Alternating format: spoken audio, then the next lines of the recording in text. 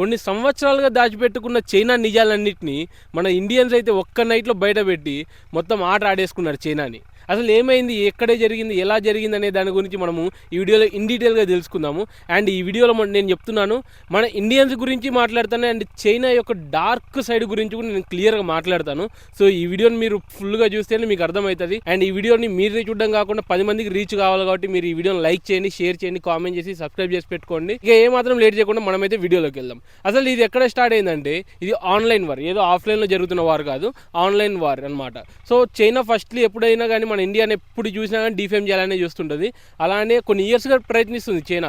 అలానే రీసెంట్గా కూడా ఏంటంటే ఒక డిఫేమ్ కోసం అయితే ఒక యాక్టివిటీ మొదలుపెట్టింది. లైక్ ఏంటంటే ఇండియా ఒక నీట్నెస్ లేని కంట్రీ అండ్ ఇండియా స్లమ్ ఎక్కువ, అక్కడ క్లీన్లీనెస్ ఉండదు అండ్ ఒక డర్టీ కంట్రీ అనేలాగైతే వాళ్ళు పోస్ట్ చేయడం అయితే మొదలుపెట్టారు సోషల్ మీడియాలో. ఇక మనోళ్ళు ఏమాత్రం లేట్ చేయకోకుండా వాళ్ళ డార్క్ సైడ్ ఉంటుంది కదా, వాళ్ళ స్లమ్ ఏరియాస్ అయినా కానీ, వాళ్ళ బుల్లెట్ ట్రైన్స్ అయినా కానీ, వాళ్ళ ట్రావెలింగ్ అయినా కానీ ఎలా ఎంత దారుణంగా ఉంటుందో మొత్తం అయితే ఒక్క రాత్రిలో బయట పెట్టి దుల్ల కొట్టేశారు అసలు. అండ్ మీరు అనుకోవచ్చు చైనా వీడియోస్ ఎలా బయటకు వస్తాయి, లైక్ వాళ్ళకి ఏంటంటే మనలాగా ట్విట్టర్, ఫేస్బుక్, యూట్యూబ్, ఇన్స్టాగ్రామ్ ఇలాంటివి ఉండవు కదా, వాళ్ళ వీడియోస్ అంత ఈజీగా ఎలా బయటకు వచ్చాయనేసి మీరు అనుకోవచ్చు. సో అక్కడ ఉంటున్న ఫారెన్ వాళ్ళు ఉంటారు కదా, ఫారినర్స్ అయినా కానీ లేకుంటే VPN యూజ్ చేస్తున్న వాళ్ళైనా కానీ, వైబో అనే ఒక చైనా ప్లాట్ఫామ్ ఉంటుంది అనమాట. అందులో వాళ్ళే చైనీసే లైక్ పోస్ట్లు చేసి ఇలా ఉంది అని చెప్పుకుంటుంటారు కదా, అలాంటి వీడియోస్ అన్నింటినీ మనోళ్ళు ఆ ఫైర్ వాళ్ళని అయితే క్రాక్ చేసేసి ఆ వీడియోలన్నింటిని అయితే బయటికి పట్టుకొచ్చారు. మనోళ్ళు ఇలా బయటికి పట్టుకురావడంతో చైనా పరిస్థితి ఎలా అయిపోయిందంటే, ఇన్ని రోజులు వాళ్ళు ఏమైనా క్యాంపెయిన్ చేసుకున్నారు, మాదే వరల్డ్లోనే ఒక పెద్ద క్లీనెస్ట్ సిటీ అండ్ మాదే సూపర్ పవర్ సిటీ అనే ఒక క్యాంపెయిన్ చేసుకున్నారు కదా, ప్రమోషన్స్. అదైతే ఒక్క నైట్లో అయితే వరల్డ్కి మొత్తం రియల్ ఫేస్ చూపించేశారు చైనాది. ఇన్ని రోజులు వాళ్ళు ఫైర్ వాల్స్ని పెద్ద ఫైర్ వాల్స్ని కట్టుకొని లోపల చేసింది ఏంది ఇదా అనే ఒక సిచ్యువేషన్కి అయితే వచ్చారు. అండ్ ఇంకొకటి ఏంటంటే, నిజం ఎక్కువ రోజులు ఎప్పుడే కానీ దాగదు, ఏ రోజుకైనా కానీ అది బయటకు వస్తుంది. ఈరోజు చైనా పరిస్థితి అదే అయ్యింది. సో ఇప్పుడు నేను ఆ వీడియోస్ కానీ మనోళ్ళు బయట పెట్టినవి అన్నీ నేను 1 by 1 షోకేస్ చేసుకుంటూ దాని గురించి మాట్లాడుకుంటూ వస్తాను. ఫస్ట్లో ఏంటంటే ఈ బుల్లెట్ ట్రైన్ చూడండి. మీరు మనకు వింటుంటాం చైనా ఒక బుల్లెట్ ట్రైన్స్లలో ఫస్ట్ అనమాట, వరల్డ్లోనే ఫస్ట్ అనేసి వింటున్నాం. అలాంటి బుల్లెట్ ట్రైన్స్లలో వాళ్ళ సిచ్యువేషన్స్ ఇది, లైక్ తిన్న గార్బేజ్ కానీ ఎలా వేసేసి అక్కడే ట్రావెల్ చేస్తూ అక్కడే కూర్చుంటూ ఎలా వెళ్తున్నారు చూడండి, ఎంత దారుణం.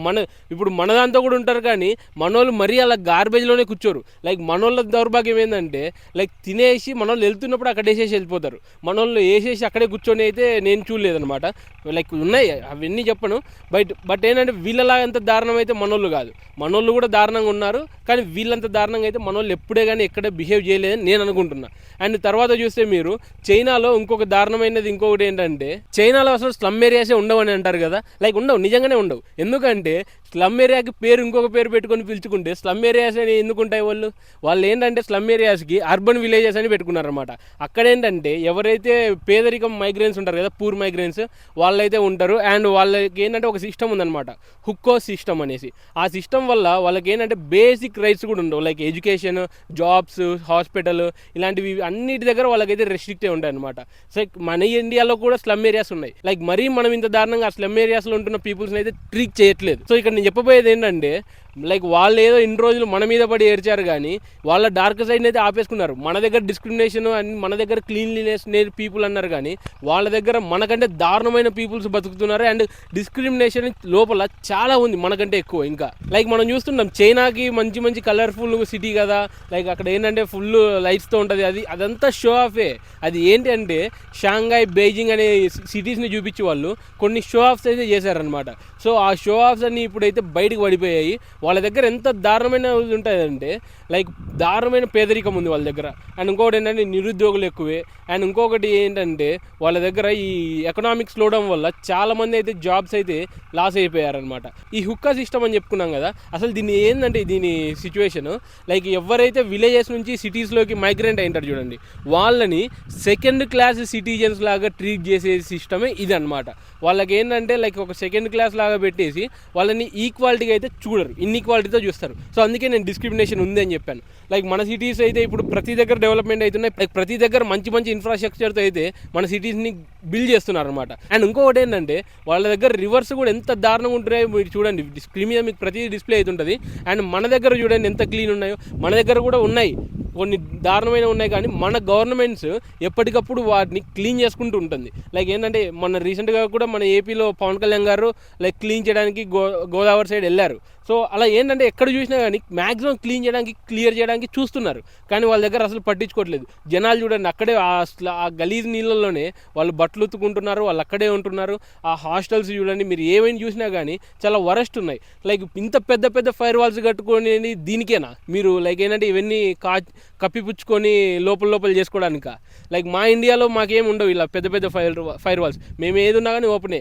ఎందుకంటే మాకు ఏదైనా తప్పులున్నా ఒప్పులున్నా కానీ మేము కూర్చొని సాల్వ్ చేసుకోవడానికి, ఇంప్రూవ్ చేసుకోవడానికి 1 పైసలు ఆలోచిస్తాం. మీలా ఫైర్ వాల్స్ కట్టుకొని లైక్ మాది గొప్ప కంట్రీ అని బయటికి ఇట్లా షో ఆఫ్ చేసుకోమన్నమాట. సో ఇప్పుడు ఇండియా కూడా మనం డెవలప్ అవుతుందని చెప్పుకున్నాం కదా. లైక్ మన ఇండియాలో కూడా ఏంటంటే మంచి మంచి highways and bullet trains, like మంచి మంచి ఇన్ఫ్రాస్ట్రక్చర్స్ అయితే వస్తున్నాయి. అండ్ యూపీఐ ఓఎన్డీసీ అయితే మన వరల్డ్కే ఇన్స్పైర్ అయ్యాం మనం దీనివల్ల. అండ్ మన దగ్గర యూత్ కూడా ఇప్పుడు మంచి మంచి స్టార్టప్స్తో, కంపెనీస్తో అయితే ముందుకు వస్తున్నారు అనమాట.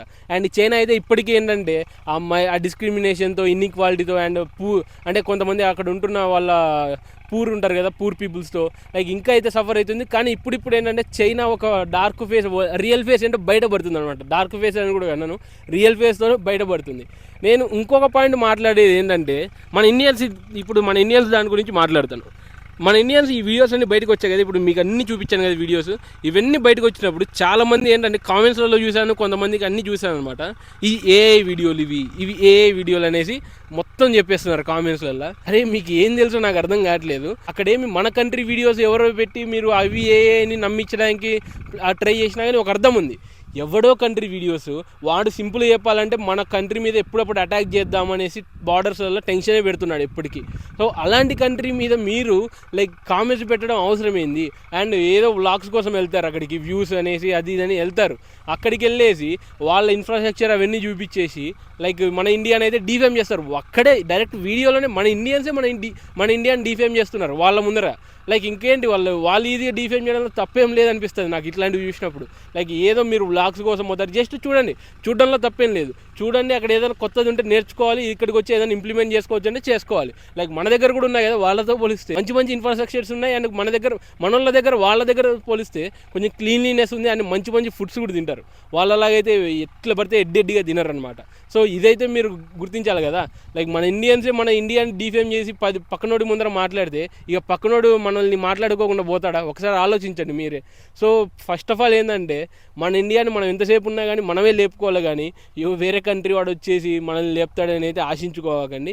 లైక్ మీరు వెళ్తారంటే ఏ కంట్రీకైనా వెళ్ళండి, మీరు యూఎస్లో సెటిల్ కావండి, చైనాలో సెటిల్ కావండి, ఏదైనా కానీ మీరు ఒకవేళ ఎక్కడి నుంచి వెళ్ళారనేది గుర్తుపెట్టుకోండి. ఫస్ట్ థింగ్ మీరు మళ్ళీ ఎక్కడికి రావాలి అనేది కూడా గుర్తుపెట్టుకోండి. అది నేను చెప్పేది. సో ఈ వీడియోలో అయితే ఇది మెయిన్గా మ్యాటర్. లైక్ నెక్స్ట్ వీడియోలో మళ్ళీ కలుద్దాము. అండ్ ఈ వీడియో కానీ నచ్చితే మీకు లైక్ చేయండి, షేర్ చేయండి, కామెంట్ చేసి సబ్స్క్రైబ్ చేసి పెట్టుకోండి. ఇంకొక వీడియోలో గట్టిగా కలుద్దాం. జై హింద్.